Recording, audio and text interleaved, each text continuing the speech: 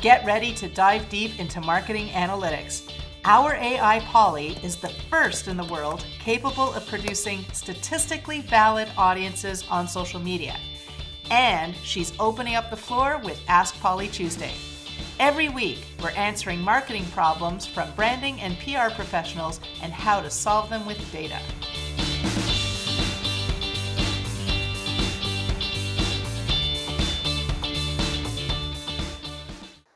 Hi, and welcome to another edition of Ask Polly Tuesday. I have in studio with me Marisol Bedoya, our researcher. Hi, Marisol. Hi, Erin. Merry Christmas. Thank you. And speaking of Christmas, that's the topic of our show today. Christmas shopping. What are people buying, etc. So let's just get right into it. What are people going to buy for Christmas this year? We asked Polly this exact question, and we got some really interesting results, especially when it comes to the actual habits of shopping as opposed to what they're shopping for specifically. This year we found that there's a sharp increase in the want for the shopping experience. So a lot of people are starting to head back to the brick and mortar stores. They said that they really miss that real experience of going shopping. And I think they even surprised themselves with this habit. As you can see here, there was a lot of surprise in the discussions, and the reduction in the need for buying online, I think, stems from the fact that we haven't had the opportunity to go shopping in brick and mortar over the last couple of years for our families. And so now that it's available to us again, people are taking advantage. We also saw that an expression of not necessarily wanting gifts anymore. People, especially young people, have been talking about how they don't want other people buying them gifts anymore. They seem to be buying themselves everything that they want. So when their loved ones are going shopping for them, I think they should really be either thinking about experiences that they can do together or just prioritizing that quality time.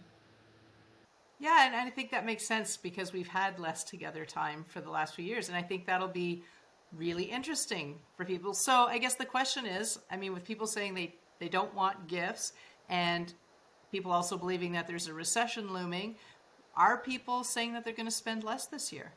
Yes, they are. And it's probably a good thing that these young people have decided that they don't want their family members buying them gifts, because the conversations around spending around the holidays obviously peak every year. But what we saw with Polly was that this is the highest engagement on spending less that we've seen since before 2015. So conversations around holiday spend are really focused around the fact that their Christmas money is being spent on food and fuel. And so although the amount that they're spending may not change, what they're spending on is definitely changing. And what we're also seeing mostly is that it's in the older population, so everyone over the age of 65. And so that's where we're seeing a change in holiday spend this year for sure. Okay, so concerning for retailers, unless you can package what you sell as an experience or some opportunity for people to come together, it might be something to consider. Now, what about charitable giving? Are there any changes on that?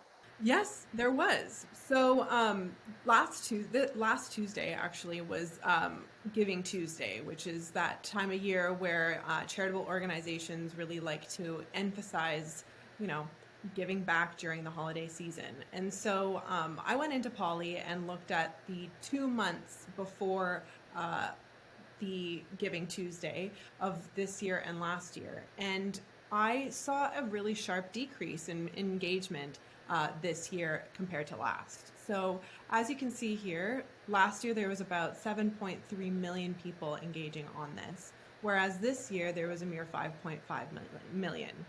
So along with this analysis, I went in to see how different habits are engaging on charitable donations. And here's what I found. First of all, as music lovers are at the top when it comes to giving. But what I found really interesting was that there was a sharp decline in the spending for charitable donations in 3 key areas. So first one is music lovers. Second one here is travelers. And then the third one is foodies. Now, this definitely has to do with the amount of disposable income that's available to these groups coming into this time of year, especially in 2022 compared to 2021. Travelers are back out again. They've been spending their money on vacations and on business travel. Foodies are having to spend a lot more money on food. And of course, music lovers are going back out to their concerts and spending some of their disposable income on experiences to go see some of the musicians that they love. Okay, so if you've spent your money on travel and food and concerts, you have less available for charitable donations. And maybe people are doing more of those things now to make up for the 2.5 years where they couldn't do those things, go out to restaurants and travel. Interesting. Well, as always, Marisol, very, very interesting, and I think a lot for retailers to take away. Maybe people with those stretched budgets, maybe you're going to go to your charitable giving to people who have less expensive hobbies, gardening or things like that. You're going to be looking to sell experiences over hard products and bracing for less giving. So, and I suppose that's good for consumers. They'll have less pressure to go into debt over the Christmas holidays, but obviously a concern for retailers. So thanks a lot. Thank you, Marisol. Merry Christmas. Merry Christmas. Thank you for watching. If you like our podcast, please like us here and tell your friends. If you would like to be a guest on our program or bring your own market problems for Polly to solve, please send us an email at tuesday@askpolly.ai. See you next Tuesday.